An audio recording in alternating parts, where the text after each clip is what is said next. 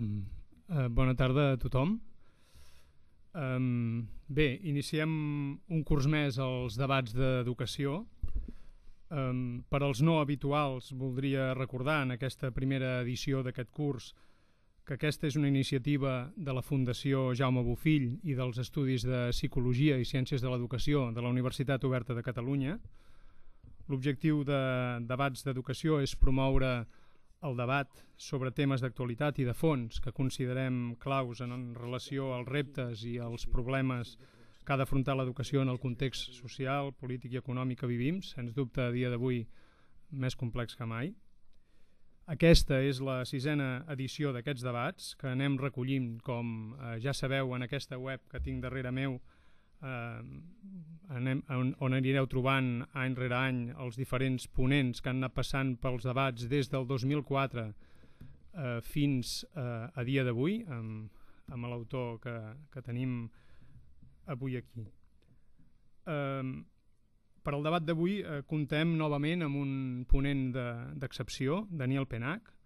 Probablement la majoria del públic va conèixer Daniel Penach ja fa força anys a partir del seu conegudíssim assaig sobre la lectura com una novel·la, que va publicar en aquell moment ja l'any 93, editorial Empúries. Avui Daniel Penach ens oferirà la seva mirada sobre els últims de la classe a partir de les reflexions del seu darrer llibre, Mal d'escola, un al·legat a favor de l'educació, sens dubte pertinent, en un inici de curs en què la millora del rendiment acadèmic continua sent centre d'atenció en el nostre sistema educatiu i més que mai objecte de discussió. Hem d'agrair al Museu d'Art Contemporani la possibilitat de portar a terme aquest debat en aquest magnífic espai i Editorial Empúries la publicació de Mal d'escola i la seva col·laboració indispensable perquè Daniel Penach sigui avui aquí. Per presentar l'autor i per detenir-se una mica més també en la seva obra disposem de la professora Dolors Folch, professora de la Universitat Pompeu Fabra i bona coneixedora de l'autor i de la seva obra. El format dels debats serà el de sempre. L'autor disposarà d'entre uns 30-40 minuts per fer la seva ponència i a continuació tots vosaltres disposareu encara d'un torn d'aproximadament uns 20 minuts per fer preguntes a l'autor i per, en definitiva, obrir el debat. Dolors, doncs, quan vulguis. Sí, hola. Bona tarda. Bona tarda a tothom.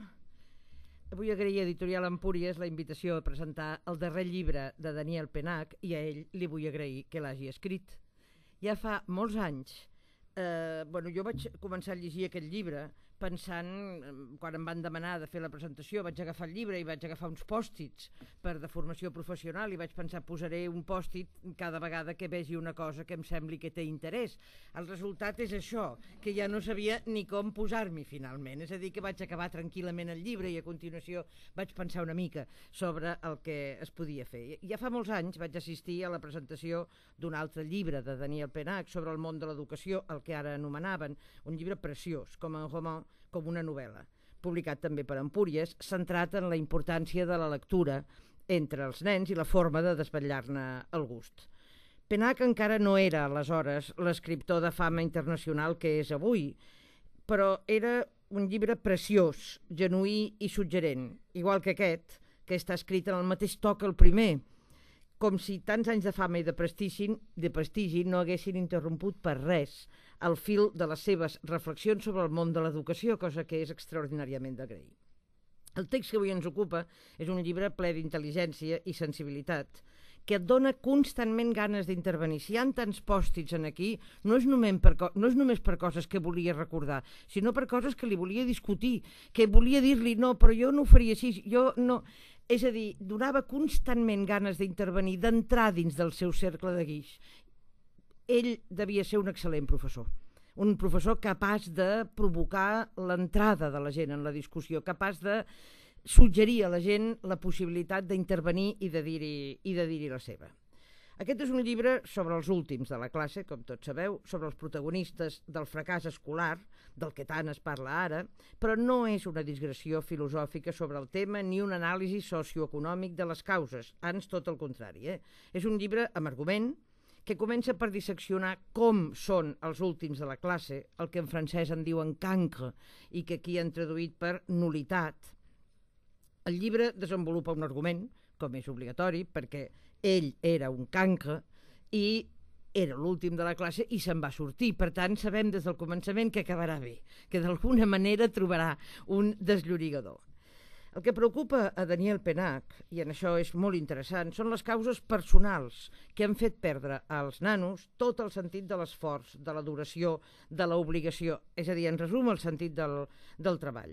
No és que Daniel Penach negui que el fenomen tingui causes socials, però vol per damunt de tot evitar el perill de donar explicacions a tot i no trobar cap solució a res. És a dir, l'important d'aquesta qüestió és la solitud en la qual es veu immers el pobre nano, que és una nul·litat, i la importància que tenen per ell un grapat de bons professors, d'aquells que no li retreuen el passat com si fos una vergonya, ni li presenten el futur com si fos un càstig, i que no li fan perdre el temps, diguem-ne, que la percepció del temps d'un nen i d'un adult és una cosa completament diferent. El futur d'un nen és una setmana i el futur d'un adult és una dècada. Amb mètodes simples, per altra banda. Autèntics tics de professor, com el fet de provocar un minut escàs de silenci en el moment d'entrar a classe, de manera que el nen pugui entrar en el curs que comença, entrar en el món cultural en el qual entrarà amb una certa calma, pugui aterrissar-hi amb calma i tranquil·litat. El bon professor, diu Daniel Penach moltes vegades, es manté al marge de les tonteries que la nostra generació ha arribat a dir. Per una banda, que el fet de que els rituals són una forma de submissió cega, que les notes són humiliants, que la memorització del text infantilitza, que els dictats són reaccionaris. I s'hi podria afegir molt més, perquè ell només parla del món de la literatura. Jo, que sóc d'història, podria afegir moltes més barbaritats, entre altres, no la menor, la desaparició de la geografia. Però el que realment caracteritza el bon professor és el fet de que està allí mentre dura la classe, que habita plenament la seva aula, que està amb els seus alumnes o amb els seus exercicis i mentre està amb ells no està en cap altra banda. És així com pot demanar-los que mantinguin la seva raó estrictament limitada al tema que els ocupa. Aquests bons professors amb els que tots els estudiants topen 3 o 4 cops durant la seva escolarització, que ajuden els últims de la classe no pas perquè els tinguin en gran estima, sinó perquè saben com fer-ho, perquè tenen ofici, que són capaços de convèncer-los de que saben molt més del que es pensen. Poden ser i són de matèries molt diverses, però tenen en comú una passió comunicativa per la seva matèria. Daniel Penach, l'arquetip de l'últim de la classe, se'n va sortir gràcies a que el seu món propi va passar a ser el dels llibres, i gràcies a que alguns dels seus professors que li van ensenyar, entre altres coses, que la gramàtica era la primera eina del pensament organitzat. El llibre de Daniel Penach fa enveja per unes quantes coses. En primer lloc, pel seu final feliç, clar, que omple d'esperança les mares de totes les nul·litats del planeta. Però, sobretot, vist des del nostre punt de vista actual, per la seva confiança i el seu respecte per l'escola de la República. Tant de bo aquí arribéssim a generar un ensenyament que meresqués tanta confiança. I sense res més, passo la paraula a Daniel Penach.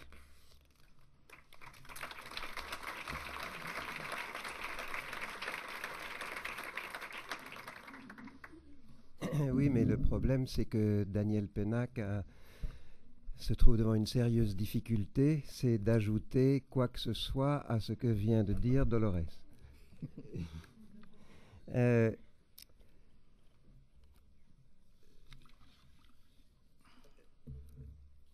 Si vous voulez bien, on va commencer par l'étymologie du mot cancre.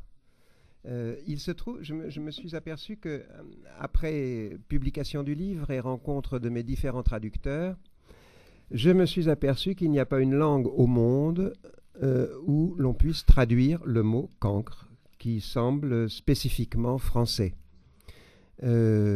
Les Allemands le traduisent par mauvais élève, d'autres le traduisent par nullité, etc., etc.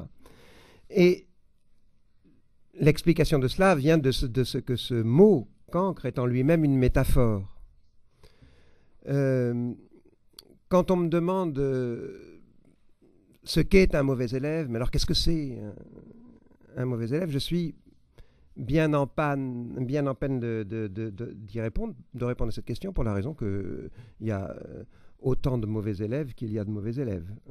On peut très difficilement, et c'est bien la difficulté du métier d'ailleurs, on peut très difficilement considérer une classe en difficulté scolaire comme étant une classe en difficulté scolaire. À l'intérieur de cette classe, il y a 25 gosses en difficulté scolaire qui manifestent tous des symptômes différents, etc. D'où l'intérêt, au fond, de ce terme générique de cancre, qui est tombé en obsolescence chez nous. En France, plus personne ne dit cancre. Dans un univers de simplification maximale comme celui où nous vivons, maintenant on dit c'est un nul. Il est nul. C'est-à-dire l'équivalent d'une non-valeur radicale. Le nul, c'est le zéro. Ce que n'était pas le cancre. Le cancre, donc, étymologiquement, c'est le crabe. Un animal qui marche de travers, pas au rythme des autres animaux à deux pattes qui se bronzent sur la même plage et qui, eux, marchent tout droit et courent vers l'eau. Le crabe marche de travers, marche lentement, et puis l'autre étymologie, bien entendu, qui vous vient tous à l'esprit, proche du crabe, c'est le cancer. Le cancre est un élève affligé de cancrerie, rongé par un chancre de peur et de honte qui lui laisse, in fine, d'un souvenir impérissable, comme s'il portait à vie la trace d'un ancien cancer, jamais tout à fait guéri, toujours sujet à de possibles récidives. Le cancre ne se guérit pas tout à fait jamais d'avoir été cancre. L'héritage, la cicatrice la plus courante, c'est le complexe. Il est complexé dans un domaine ou dans un autre, particulièrement si on lui demande par exemple de faire une conférence de pédagogie à Barcelone devant un auditoire aussi armé intellectuellement et une amie aussi intelligemment tranchante dans les textes que Dolores. Donc le cancre se dit, qu'est-ce que je vais bien pouvoir leur raconter ? En quoi suis-je mandaté ? Qu'est-ce qui me mandate ? Qu'est-ce qui justifie que je me retrouve devant cet auditoire ou que je me retrouve en tant que romancier, avoir tant de lecteurs ou que, etc., etc. Et je ne suis pas en train de prendre une pause de modestie. Là, je suis en train de vous expliquer les raisons profondes qui ont fait que j'ai finalement décidé d'écrire ce livre, c'est-à-dire de m'attaquer à cette douleur originelle de l'enfant qui ne comprend pas, ou qui très vite ne se reconnaît pas le droit de comprendre, qui, devant les premières notes, les premières appréciations, ou plutôt les premières dépréciations, se trouve conforté, non pas conforté, mais d'abord confirmé dans une sorte d'incarcération intellectuelle, une inhibition qu'il ne s'explique pas et qui d'ailleurs, les trois quarts du temps, ne s'explique pas.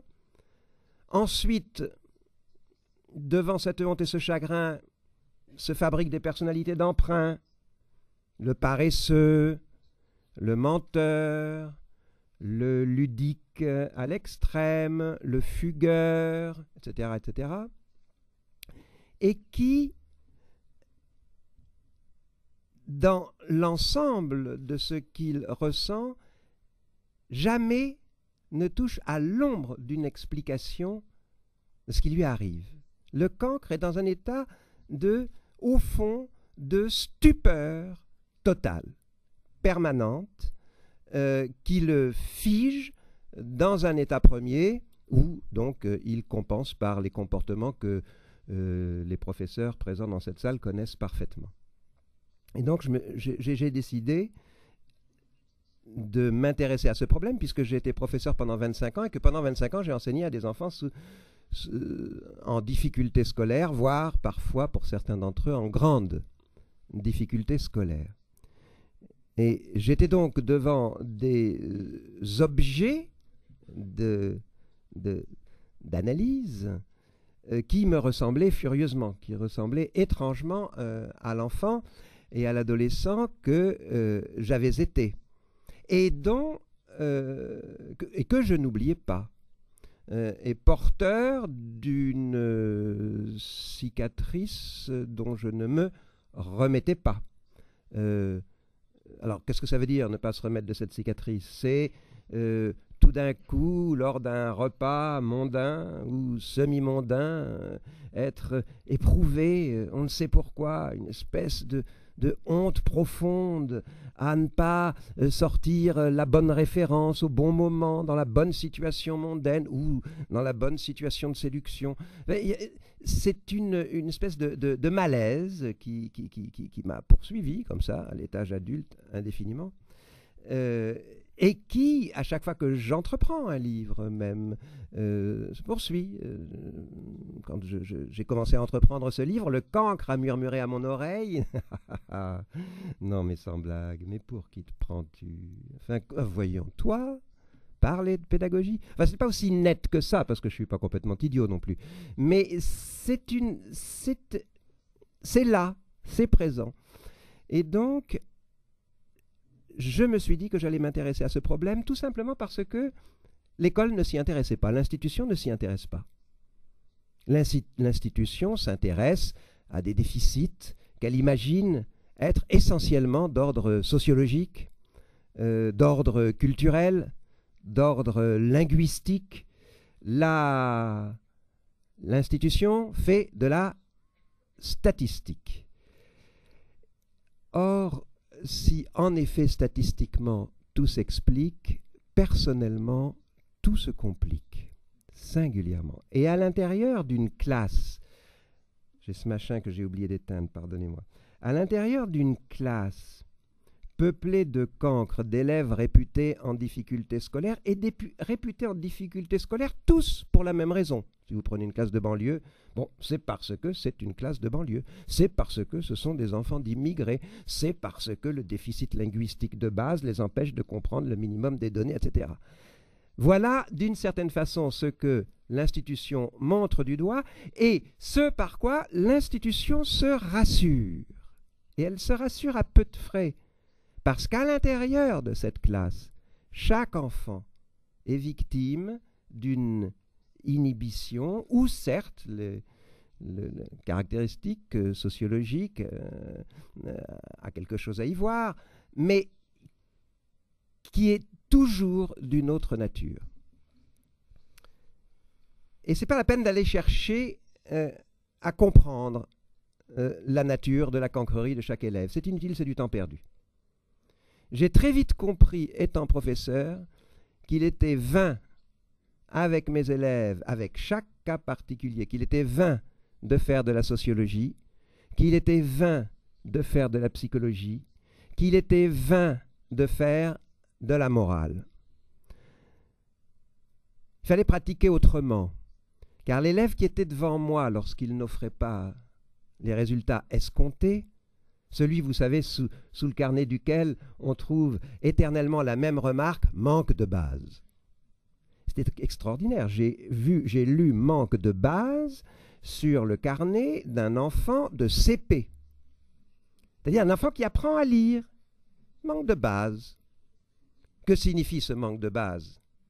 Ça signifie, de la part de l'adulte qui écrit manque de base sur le carnet d'un enfant de 6 ans, ça signifie, 1, c'est pas ma faute, c'est la faute de Dolores qu'il a eue l'année d'avant, premièrement.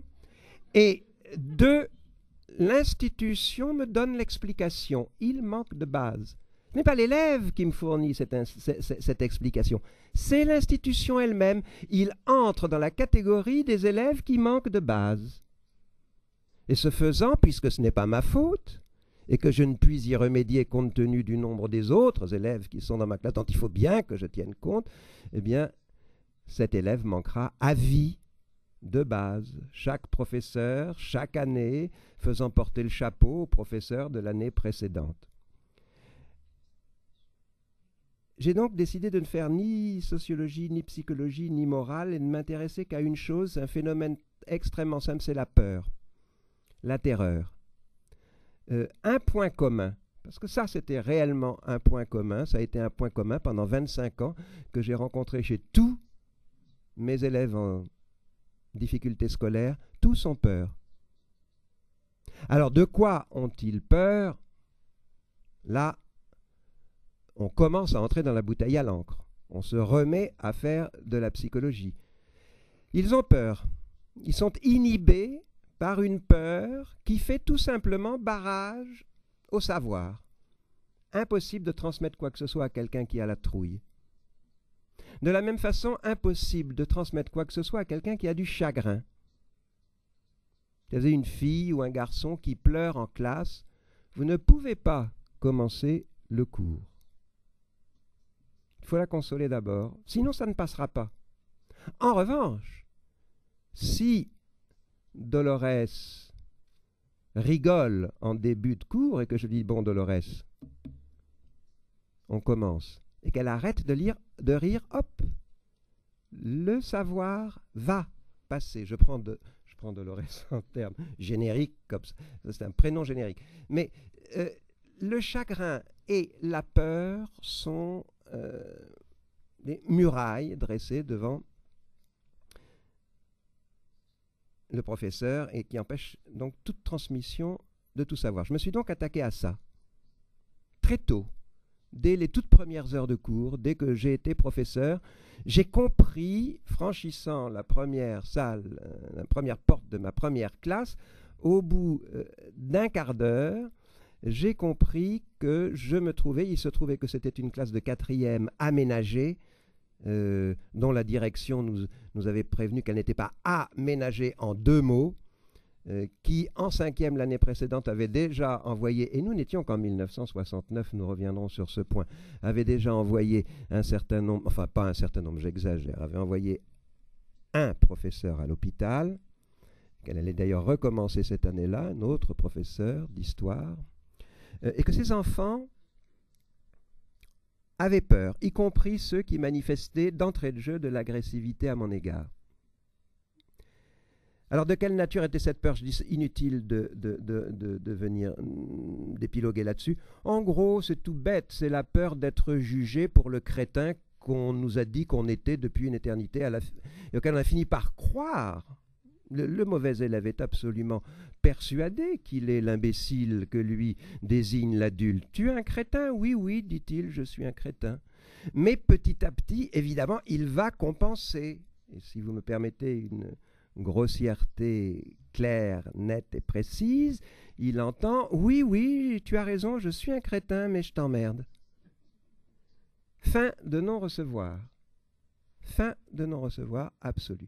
C'est ce genre de choses auxquelles vous allez assister quand vous verrez le film de Kanté et de Bégodeau, qui est d'ailleurs un excellent film d'un point de vue cinématographique et profondément critiquable par ailleurs, parce que Bégodeau pose ce modèle scolaire comme au fond un modèle générique, quoi. Il semblerait que l'ensemble de l'école de la République soit constitué d'élèves qui auraient tendance à dire aux professeurs « Oui, nous sommes des imbéciles, mais on vous emmerde ». C'est évidemment pas le cas. Ça, c'est une parenthèse pour notre modernité, car dans la perception que nous avons au jour d'aujourd'hui de l'école, l'essentiel de cette perception est celle-là. celle d'une espèce de banlieue parisienne qui semble fantasmatiquement gigantesque et peuplée de gosses tous révoltés et contre l'institution et contre les professeurs comme individus, et contre les matières et contre la langue et contre la République et contre la France, etc. Et ça, c'est le fantasme national français, tel que nous le vivons, et qui est, si j'en juge par les propres visites que je fais presque hebdomadairement dans les lycées, la semaine dernière, un lycée de banlieue, un collège de banlieue et un cours moyen de banlieue, qui dément absolument cette vie fantasmatique.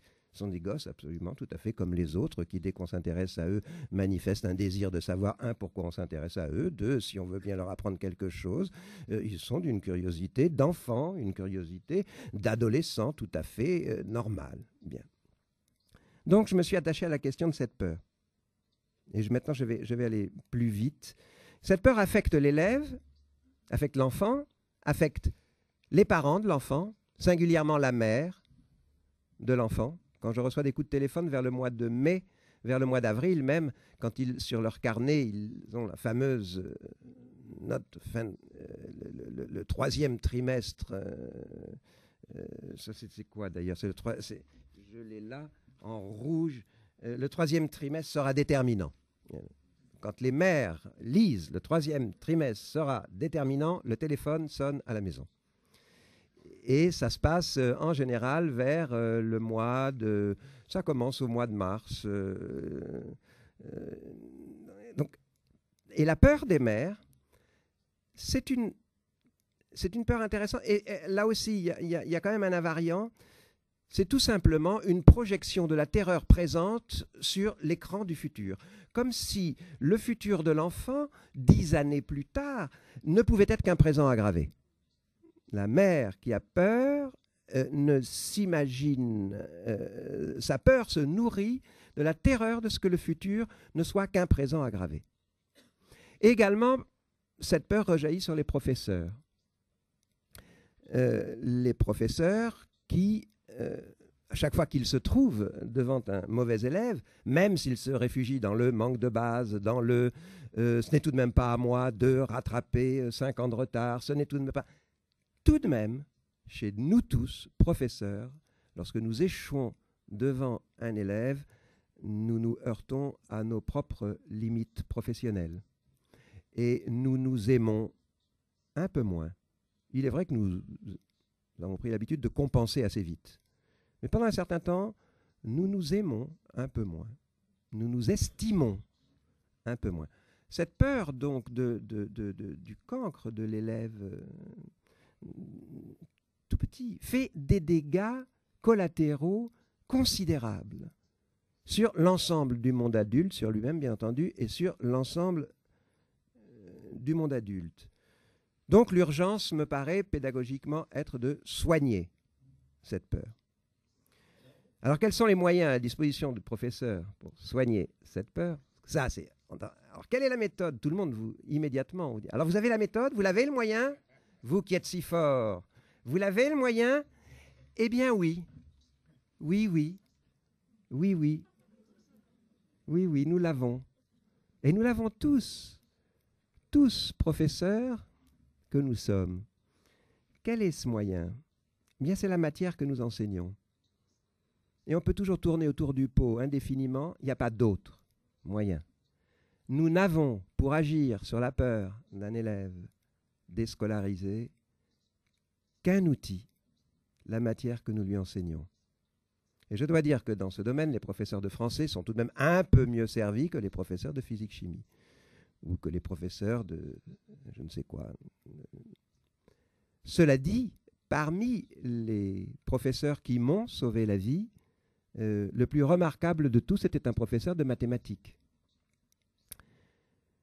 qui avait devant lui en 1960, je crois que c'était 1961, qui avait une classe d'élèves tellement mathématiquement détruit qu'on aurait dit un casting pour un film de Sam Peckinpah. Parce que les effets secondaires, la voyouterie, les coups, les vols, les mensonges, bref. C'était la classe que nous constituions. Pourtant, il n'y avait aucun immigré dans cette classe, à part quelques pieds noirs tout de même qui revenaient d'Algérie et qui mettaient une certaine ambiance, en particulier en important des injures merveilleuses. Les injures de ces garçons et de ces filles, ces Français d'Algérie qui arrivaient, m'émerveillaient.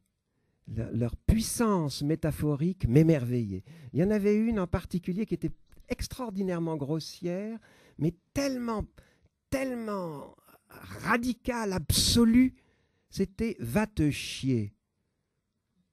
Injure merveilleuse, où celui qui injurie considère celui à qui il fait son injure, non pas comme son excrément à lui, mais comme son propre excrément.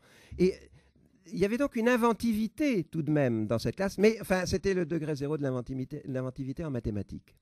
Et ce jour-là, cette année-là, quand nous sommes entrés dans cette classe de première, et où nous avons rencontré M. Baldenweg pour la première fois, nous sommes tombés sur un Bouddha mathématique, d'un calme, d'une tranquillité absolue, d'un amour inoxydable pour sa matière.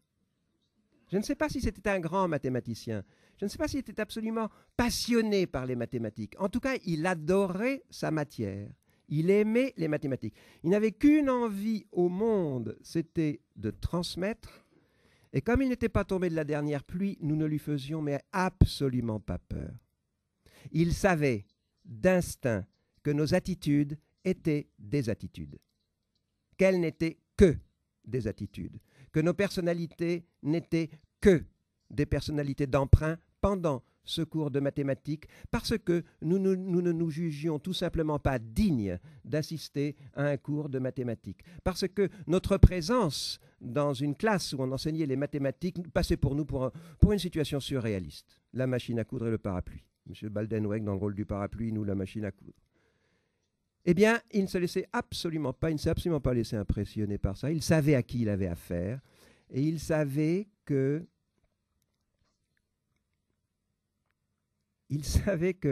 ferait de nous des mathématiciens très vite. Et très vite, il a fait de nous des mathématiciens. Il a pris l'un d'entre nous, il lui a dit, mais... non, d'abord, il a écrit un chiffre au tableau, c'était le chiffre 12. Et qui plus est, il avait une voix aiguë, c'était donc un être ovale, qui parlait comme ça. Et que les garçons, car il n'y avait que des garçons, la terre n'était pas mixte à l'époque, les filles étaient dans un autre établissement et nous étions tous les garçons là. Alors les garçons, qu'est-ce que je viens d'écrire au tableau? Il disait, les 12 doigts de la main, monsieur? Non, c'est la note que vous aurez au baccalauréat. Alors évidemment, tout le monde ricanait, ça me ferait mal, etc. J'ai toujours eu 0. Il dit, je ne crois pas aux ensembles vides. En quoi d'ailleurs il n'avait pas mathématiquement tout à fait raison, mais l'image était, ne croyez pas. Et il désigne l'un d'entre nous, il nous dit, tiens, toi par exemple, 2 et 2. 2 et 2 font combien? Alors le grand Fada, qui jouait le rôle du Fada, répond en ricanant, 4. Il dit, en effet, mais pourquoi est-ce que ça te fait rire? Est-ce que tu as conscience de l'intelligence de cette réponse? Est-ce que tu peux imaginer une seconde jusqu'où va nous amener cette réponse dans le courant de l'année? Si on commence le cours par ça, on commence le cours par ça, et toute l'année, on va approfondir ce 2 et 2 font 4. Commençons d'ailleurs par 2 quoi plus 2 quoi. Et hop, nous voilà embarqués dans une curiosité devant un professeur qui pratiquait une maïeutique de bazar, peut-être, mais qui marchait et qui a fait de nous, dès la première heure, des mathématiciens. Nuls, certes, Mais la prédéfinition du mathématicien, c'est simplement l'enfant curieux d'apprendre en mathématiques, d'en savoir davantage en mathématiques. Et nous avons été, cette année-là, ces enfants-là. Nous étions des adolescents, mais comme nous étions complètement infantiles, je dis cette année-là, ces enfants-là. Et ce professeur a ajouté, au cours de ce premier cours, après l'histoire du 12 au baccalauréat, d'ailleurs, nous ne parlerons pas une seule fois du baccalauréat. On n'a pas le temps. Nous n'allons parler que de mathématiques. Et son air gourmand nous a entraînés dans ce festin. Autre type de professeur qui avait les moyens, une certaine mademoiselle Gilliormini au lycée, d'abord dans un cours privé, parce qu'évidemment je ne fréquentais que des cours privés et de plus en plus privés, qui acceptaient les derniers déchets de l'éducation nationale, parce que théoriquement j'aurais dû être au travail, j'avais passé mes 16 ans, mais ma famille s'acharnait. Et cette professeure, Gilliormini, était, elle, un ouragan qui nous entraînait derrière elle, mais parce que nous étions aspirés par son enthousiasme. On parcourait tout le champ historique et tout le champ géographique derrière Gilliormini. Impossible de rester en arrière, d'abord parce qu'elle nous engueulait comme du poisson pourri. Et ça, on pourra revenir sur le concept de l'autorité. Les gosses adorent les engueulades quand elles sont fondées. Les enfants se cassent la tête contre les murs d'autorisation molle et, contrairement à ce qu'on pourrait croire, adorent les engueulades qui sont intellectuellement fondées et affectivement justifiées. Parce que la seule façon d'aimer les enfants, ce n'est pas de leur faire des mamours, c'est de les aimer intellectuellement. Et quand une engueulade est intellectuellement justifiée, elle est pédagogiquement fondée en affect. Et donc Gilliormini nous engueulait du matin au soir et nous entraînait dans cet ouragan. Elle avait, elle aussi, la méthode. Un troisième des professeurs qui m'est sauvé, c'était en troisième, un professeur de français auquel je mentais énormément. Évidemment, je lui ai expliqué, j'inventais les raisons pour lesquelles je n'avais pas fait le devoir qu'il attendait de moi. Et ce mensonge, j'en produisais un autre en mathématiques et un autre en anglais, à la façon dont Truffaut décrit cette inflation du mensonge qui va jusqu'au « maman est morte ». C'est ma mère, monsieur. Quoi, votre mère? Elle est morte. Et les enfants le font très naturellement. Ils nous enterrent très naturellement. Et ce professeur de français, qui m'avait donc à 15 ans révolu, 16 ans dans sa troisième, le pauvre, s'était aperçu qu'il avait affaire à un menteur invétéré qui avait derrière lui une longue carrière de menteur et qui, parce que c'est ça le drame du cancre, pris entre le marteau de l'école et l'enclume de la famille, il faut qu'il mente d'un côté et de l'autre. Il arrive en classe, il raconte des bobards pour expliquer les devoirs qu'il n'a pas faits. On lui flanque 0 quand même, et en faisant semblant de croire à ces bobards. Un petit pas de 2 diplomatique, 0, devoir non fait 0. Mais bon, tu as une explication, c'est très bien. Il rentre ensuite chez lui, où on lui demande alors, comment ça s'est passé à l'école? Et il répond, bien. Deuxième mensonge de la journée. Et ça, tous les jours de l'année ouvrable. Donc, ce professeur s'était trouvé devant moi, devant un menteur invétéré, et il a eu une intuition. Il a dit, bon, très bien, je vous dispense de tout devoir pendant le trimestre. Aucune dissertation, aucun résumé de texte, rien. Mais vous allez m'écrire un roman. Et je veux un chapitre par semaine. Et si possible sans faute d'orthographe, histoire d'élever le niveau de la critique. Il avait résolu d'un seul coup 3 problèmes. 1, la définition de moi-même. Tout d'un coup, il m'installait dans un rôle qui me convenait. 2, il m'installait dans une régularité qui me faisait tout à fait défaut. Et 3, en ne parlant de l'orthographe que pour éliminer cette question secondaire afin d'accéder immédiatement au niveau critique, il a mis fin à ma dysorthographie. Et mettre fin à la dysorthographie d'un enfant, c'est tout simplement faire qu'il travaille avec des dictionnaires. Ce que depuis je fais. J'ai 2 dictionnaires ouverts auprès de moi. Donc les méthodes existent et il n'y en a qu'une, c'est la matière que nous enseignons. Et je suis prêt à affirmer que toutes les autres, à commencer par la leçon de morale, à continuer par l'investigation psychologique, à continuer par l'apitoiement sociologique, toutes les autres sont parfaitement inutiles. Elles sont des baumes momentanés. L'enfant ou l'adolescent aime, en effet, que pendant 5 minutes, un adulte le plaigne, le console. Mais tant qu'il ne le console pas en termes mathématiques, dès que l'enfant aura quitté le consolateur, il va se retrouver en butte au langage algébrique, en butte à la langue étrangère, dont on sait qu'on les apprend si mal en France, en butte, bref, à la difficulté face à laquelle il s'est toujours trouvé en but. Donc la consolation ne suffit pas. La consolation ne suffit pas, l'analyse psychologique est inutile, et l'analyse sociologique est vaine, car elle se réduit en fait à une statistique. Et d'ailleurs, dans les 25 ans où j'ai enseigné, j'ai constaté que dans les conseils de classe, le langage critique des professeurs évoluait au gré des modes.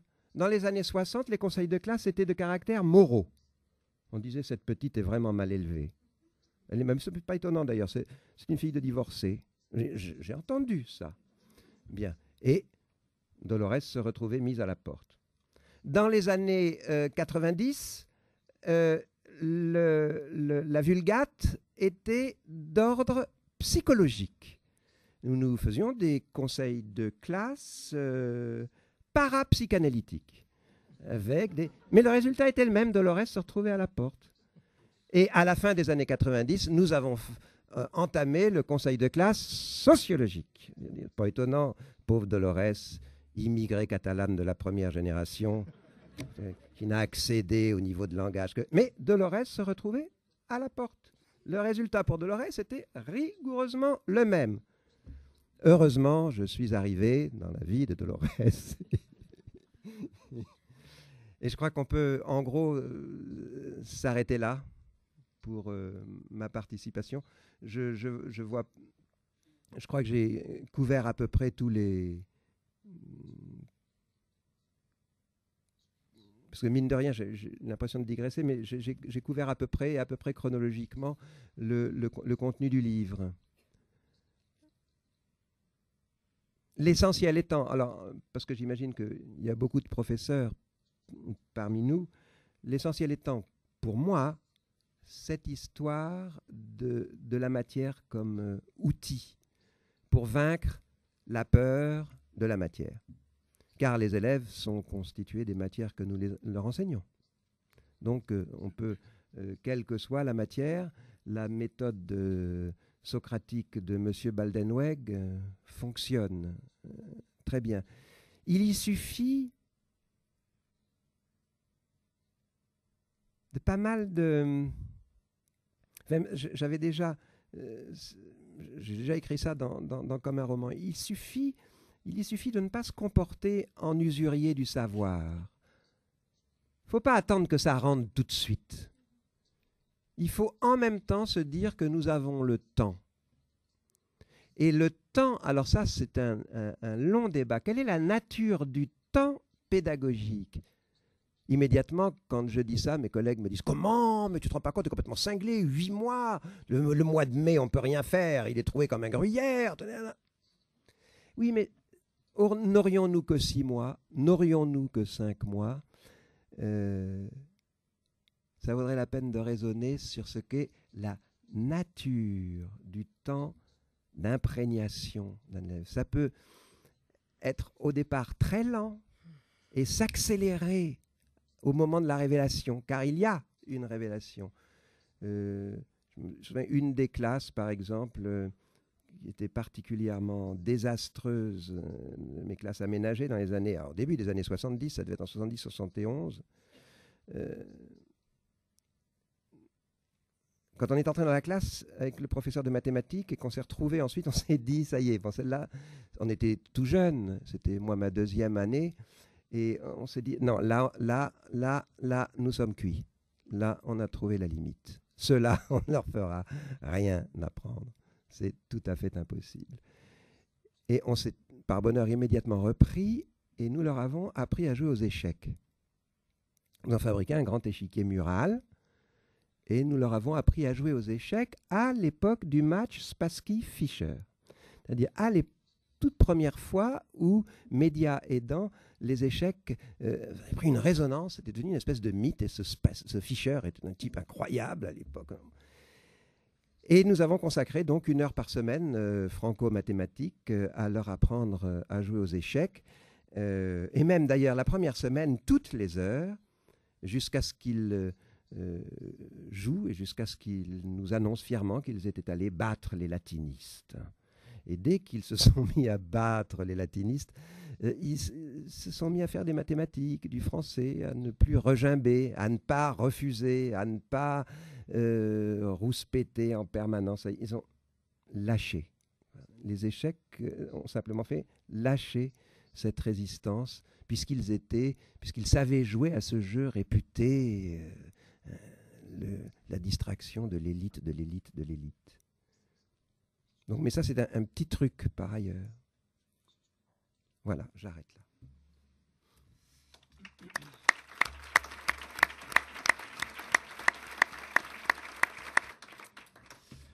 Bé, moltes gràcies a Daniel Penach.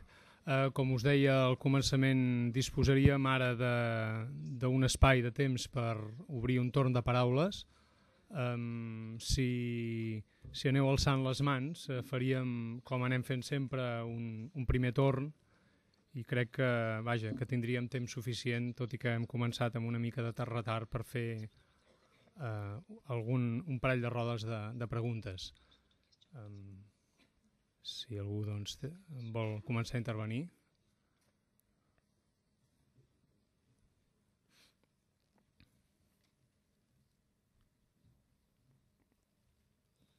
Sí, allà hi ha una primera pregunta.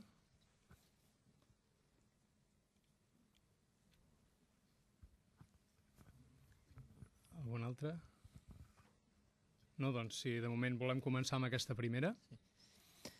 Bé, més que una pregunta, és una reflexió en veu alta i una felicitació al senyor Penach, perquè justament el que ell ha plantejat, en síntesi, almenys així ho puc entendre, és que els exemples que ell ha donat són d'alumnes o de nens a nenes que són situats per l'adult amb un qualificatiu que els inutilitza, no? I que després aquests alumnes responen en funció d'aquest qualificatiu inútil, imbècil, idiota, etc. No? Quan en realitat l'exemple que ell ha posat és, en lloc de dir ets un mentider, escriu una novel·la, és a dir, inventa. És a dir, posa't en acció. No? I posa't en acció vol dir posa en funcionament, posa en marxa el teu desig, la teva curiositat intel·lectual, que és justament tot el contrari de la cosificació que comporta el posar un qualificatiu que condemna aquell alumne. I en relació a l'exemple que ha posat dels escacs, jo recordo, específico que soc metge de psiquiatria infantil, recordo que no fa gaires dies em va venir un nen al qual se li havia dit que tenia un dèficit d'atenció i em va explicar que feia activitats extraescolars. Li vaig preguntar quines són. Diu, jugo als escacs. Diu, jugo als escacs els dimarts i els dijous i els divendres recullo el premi. Dic, doncs home, difícilment pots tenir un dèficit d'atenció si ets campió d'escacs. No? Per tant, vull dir, algú algú havia tingut en compte que independentment dels qualificatius aquest nano era intel·ligent, no tenia cap dèficit d'atenció i a més tenia desig intel·lectual. Per tant, moltes gràcies.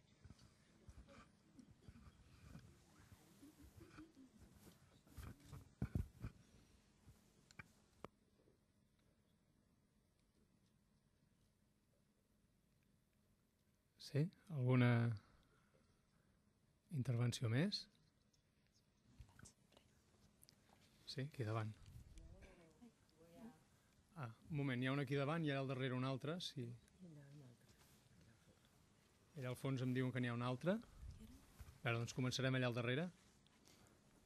Sí. Jo li demanaria al senyor Penach com es fa per aconseguir aquests objectius tenint els programes que es tenen, almenys en aquest país, i no havent-hi la participació dels que ho viuen el dia a dia. Gràcies. Aquí davant, sí, un moment. No. Aquí al davant.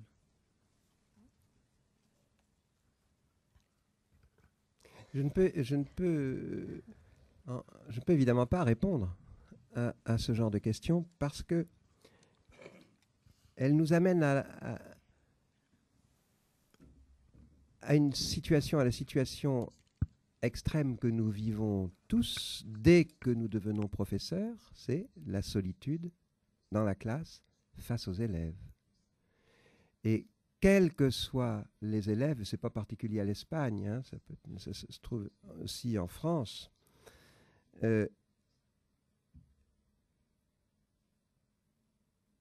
notre attitude, notre être là, j'appelle ça le présent de l'incarnation, qui est un combiné complexe entre la passion que nous éprouvons pour notre propre matière, l'intérêt que nous éprouvons pour la classe, quelle qu'elle soit, et le goût de changer ce morceau de réalité, relève d'une discipline personnelle, ne relève pas d'une formule magique et ne relève pas non plus d'une formation intellectuelle, si rigoureuse soit-elle. Il y a quelque chose de plus qui est de l'ordre de l'investissement personnel absolu pendant cette heure-là. Ça, c'est intéressant. C'est pendant cette heure-là. La santé recommandant, dès que l'heure est finie, de penser tout à fait à autre chose.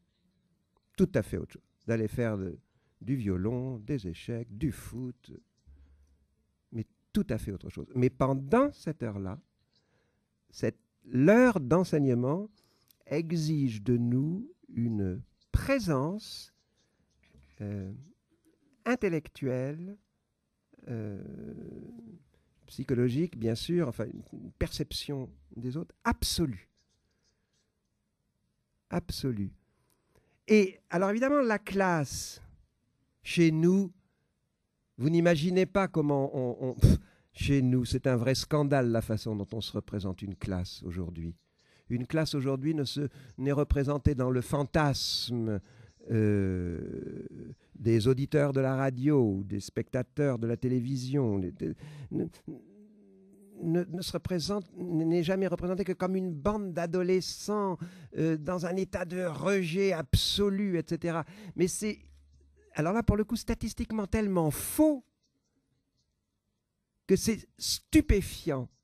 C'est de voir un pays, enfin comment dire, un monde adulte,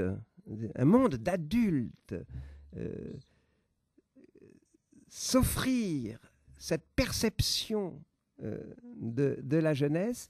C'est tellement stupéfiant que ça confine à la folie. Enfin, c'est une sorte de folie où le réel ne compte plus pour rien. Le réel, c'est forcément le pire.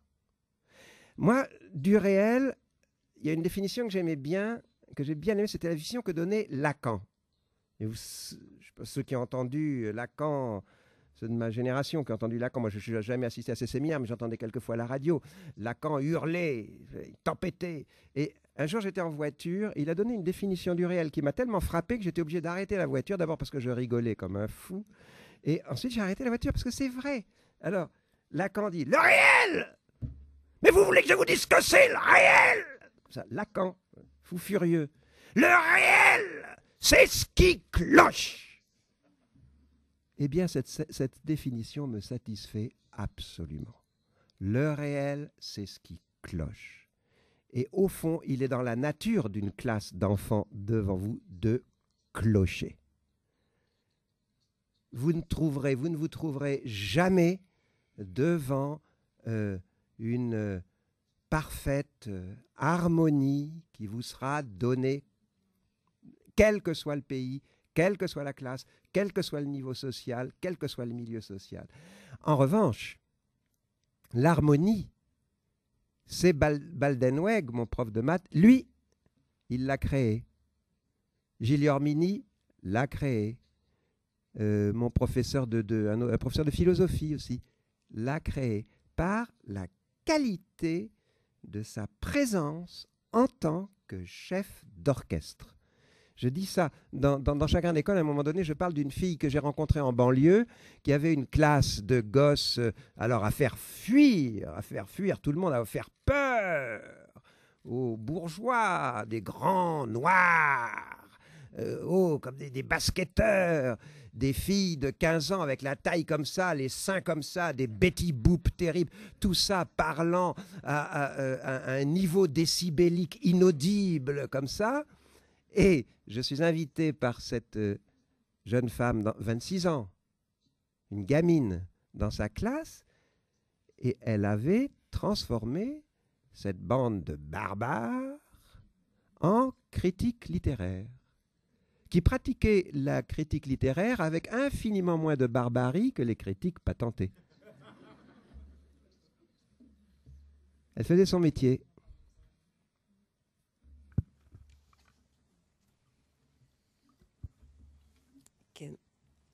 Mi intervención será una paradoja. Amo las palabras, creo amar apasionadamente mi materia, pero aquí ha habido un momento que a mí me pasa mucho en clase. Usted ha dicho alguna pregunta y nadie quería hacer ninguna pregunta. Aquí yo sé positivamente que había o miedo escénico, o miedo al ridículo, o miedo a ver si digo que no estaré a la altura de semejante maravilla de intervención, ¿no? Pero muchas veces en clase tú quieres intervenir, quieres que ellos participen y no consigues arrastrar a nada, por mucha pasión que pongas. No sé si a usted le ha ocurrido, pero ¿qué hubiera hecho su profesor si usted no hubiera escrito ningún capítulo? Oui, mais cela dit, oui, vous avez tout à fait raison, et je me suis trouvé confronté à ce genre de... Il y a des gosses avec lesquels on échoue. Pas seulement la classe entière, mais un enfant ou deux en particulier. Ça m'est arrivé assez souvent. Un gosse qui vous le dit d'ailleurs, il dit « mais j'en ai rien à foutre ». Vous pouvez bien me dire ce que vous voulez, j'en ai rien à foutre. Et c'est vrai. Enfin, c'est vrai. C'est pas que ce soit vrai, mais on ne trouve pas le moyen. J'ai des tas d'enfants auxquels je n'ai pas eu accès. Oui, non, parce que là, je peux concevoir votre agacement quand vous me voyez comme ça, à ce point enthousiaste, décrire des situations scolaires difficiles avec des profs admirables qui réussissent. Je comprends tout à fait que ça vous agace, et vous avez tout à fait raison. D'autant plus que moi-même, mais le contrepoint existe dans le livre, moi-même, il m'est arrivé d'échouer avec... d'atteindre mes limites, ou pour des tas de raisons d'ailleurs, ça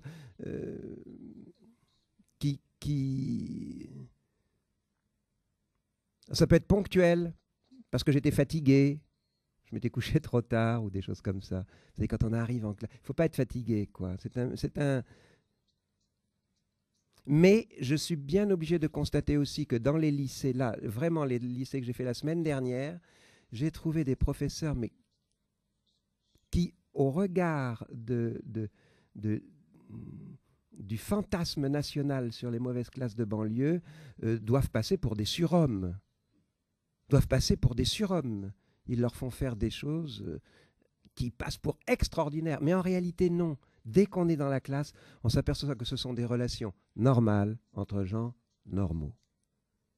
Le seul problème, c'est que pendant un certain temps, les élèves jouaient un rôle. Et que le professeur est arrivé à leur dire « Mais arrêtez de jouer ce rôle, arrêtez. D'abord, c'est pas drôle, ensuite, bon, où ça va nous mener, on sent... Bon. » Il y arrivait. Comment y arrivait-il? Là, c'est là quand même qu'il y a un petit... c'est là que je vous dis qu'il y a un petit mystère. Ça se résout dans la nature de la présence du professeur. Et vous savez ce qui vous est arrivé en France, à Marseille, en ce moment, dans un certain nombre de lycées, il y a une mode chez les élèves qui consiste à ne pas regarder le professeur. Ils arrivent, ils font comme si le prof n'existait pas. Ils ne parlent pas, ils ne chahutent pas, ils ne rient pas, ils ne se battent pas. Ils font comme si le prof n'existait pas. Eh bien, il se trouve que être professeur, c'est aussi trouver la solution pour régler ce problème-là. Je ne sais pas du tout comment j'y arriverai, moi, si je me pointais dans cette classe et qu'on ne me regarde pas. Je ne sais pas ce que je ferais, mais il faudrait bien que je fasse quelque chose.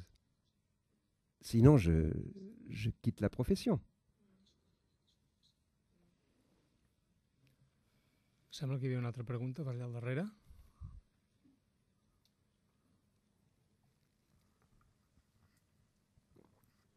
Bona nit. Jo voldria agrair a la Fundació Jaume Bofill i a la UOC haver organitzat aquest debat tan interessant.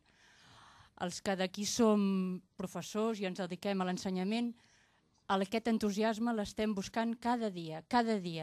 Però què ens podria dir vostè davant a la percepció social de que la nostra feina no serveix, no té uns resultats tan desitjables com voldria la societat? Moltes gràcies. Je me demande ce qu'espère la société, à vrai dire. D'abord, je ne sais pas si ça peut vous rassurer, mais vous ne savez absolument pas si votre travail ne sert à rien. Vous ne savez pas. Vous ne savez pas en réalité si votre travail ne sert à rien. Que votre travail... Je ne sais pas si vous savez ce que la société attend, mais peu importe. Les enfants qui sont en face de vous et qui sont nombreux, il y en a peut-être un ou deux que vous allez marquer à vie. Mais vous ne le savez pas. Vous ne le savez pas. Et vous allez je ne sais pas comment vous dire. Et d'autre part, je ne sais pas d'où vous vient ce sentiment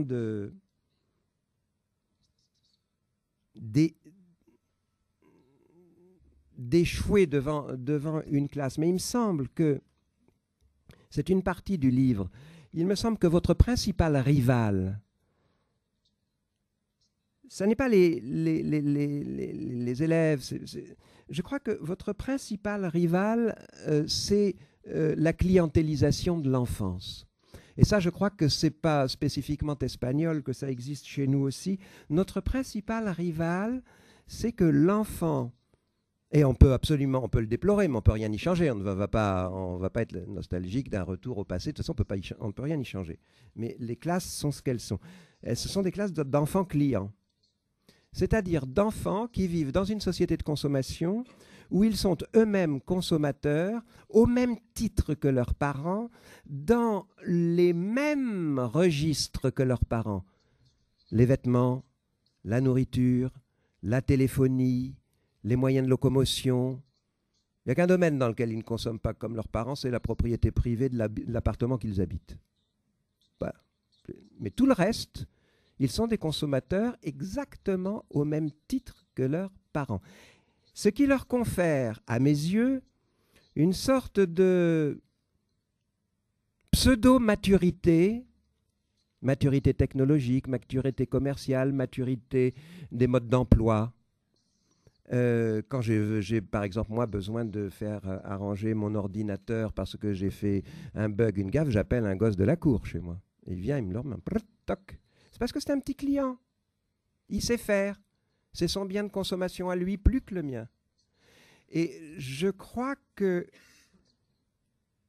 c'est ça c'est ce phénomène-là. Notre principal rival. En quoi est-ce ce phénomène? En ce qu'il a rempli les enfants de désir. Et de désir, non pas le désir de consommation, c'est un désir de consommation, on a tous des désirs de consommation, mais en l'espèce, pour les enfants qui, depuis leur tout jeune âge, sont sollicités par la télévision, etc., le désir de consommation, c'est simplement le désir de changer d'objet consommé. C'est-à-dire, on a un portable et on ne cesse pendant le cours de maths de songer au remplaçant, la génération d'après, etc. Et ça vaut peut-être le coup de commencer un grand nombre de cours en parlant avec eux de ces désirs qui sont des désirs superficiels et qu'ils prennent pour des envies, pour des besoins fondamentaux, alors que vous, professeurs, nous nous adressons effectivement à des besoins fondamentaux.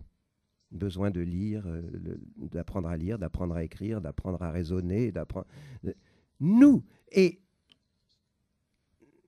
nous nous heurtons à ce conflit entre les désirs et les besoins.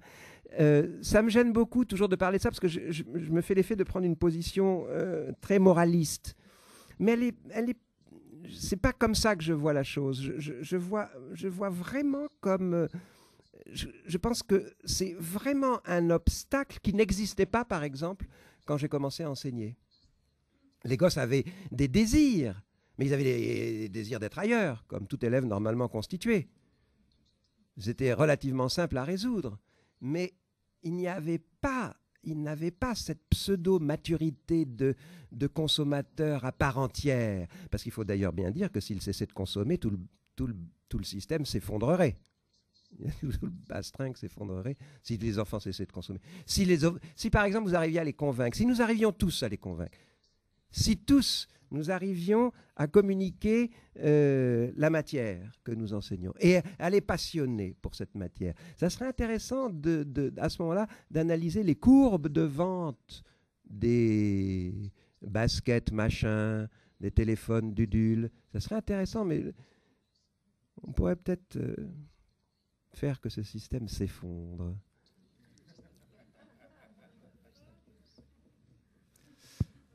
Bé, estem pràcticament al límit del temps. Podrem fer potser alguna intervenció més. Aquí davant n'hi ha una. No sé si n'hi ha una segona aquí.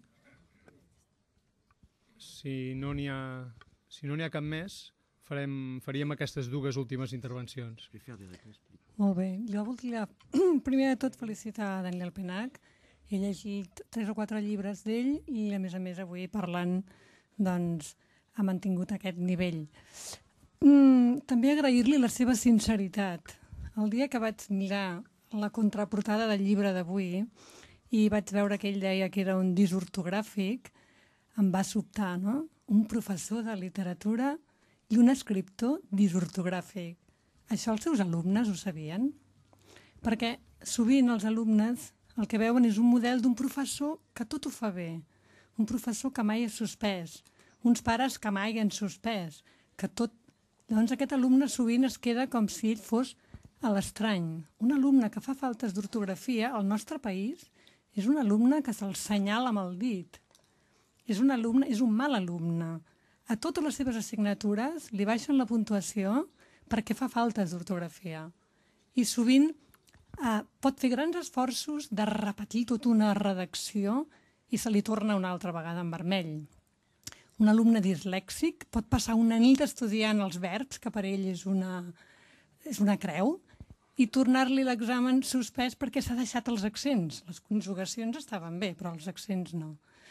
Llavors, que aquests alumnes coneguin que hi ha gent adulta que se n'ha sortit sent disortogràfica o dislèxica, potser els pot ajudar. El dia que van saber que Bill Gates era un dislèxic, van dir, bueno, tinc possibilitats a la vida, no? Senzillament. És ara que ens ho diu o els seus alumnes també ho van saber, que vostè era un disortogràfic? Non, non, parce que je ne leur ai pas dit. Je leur ai simplement dit qu'ils n'auraient plus jamais 0 en orthographe. Sauf, alors, après avoir étudié, après avoir repéré les cas de surdité, les cas de dyslexie avérés, bien qu'il faille être d'accord sur la définition, mais une fois que j'avais fait cette étude-là, en début de classe, je leur disais, tous ceux qui se prétendaient abonnés aux 0 en orthographe, je leur dis, c'est fini. C'est fini, vous allez voir, dans 3 semaines, vous aurez les notes, peut-être même la moyenne, peut-être même plus, à votre dictée. À vos dictées. Et on faisait des dictées tous les jours, même plusieurs fois par jour. Mais ça, là, on en a pour des heures. S'il fallait parler de cet exercice qui peut être absolument extraordinaire, merveilleux. La dictée peut être un exercice enchanteur. Donc je ne leur parlais pas de moi. Ils ont même appris assez tard que j'écrivais. Il a fallu que la télévision commence à s'intéresser à moi pour qu'il y en ait un qui me dise « C'était pas vous l'autre jour ?»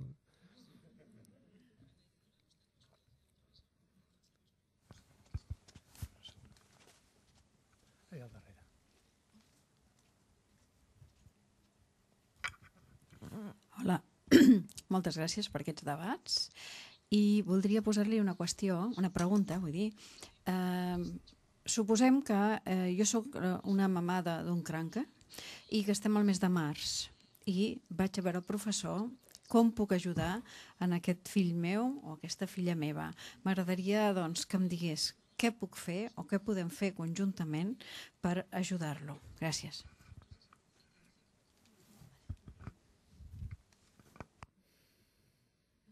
Vous savez ce que disait Freud aux mamans. Il disait « Faites ce que vous voulez, de toute façon, ce sera mal fait. »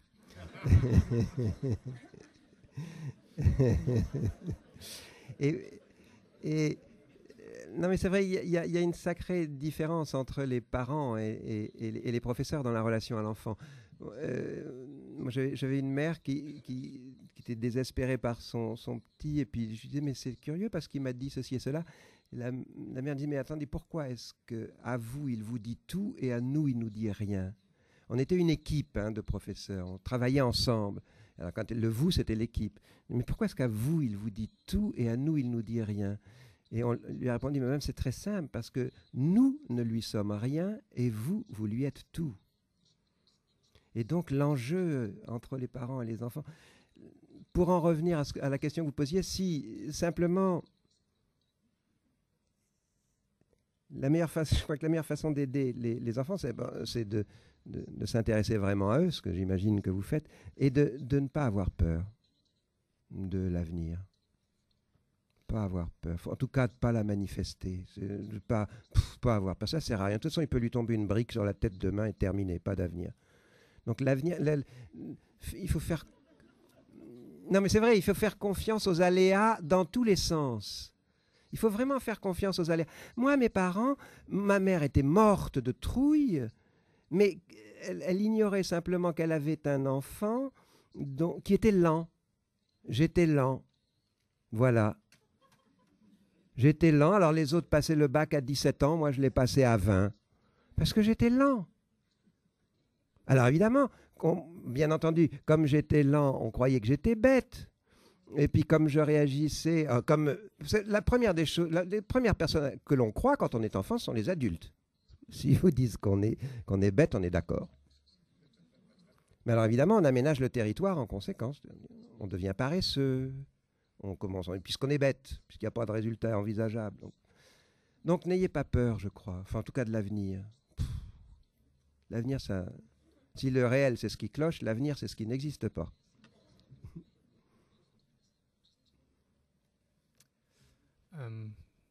Bé, moltes gràcies, Daniel Penach. Amb això acabaríem aquesta excel·lent conferència, aquests debats d'avui.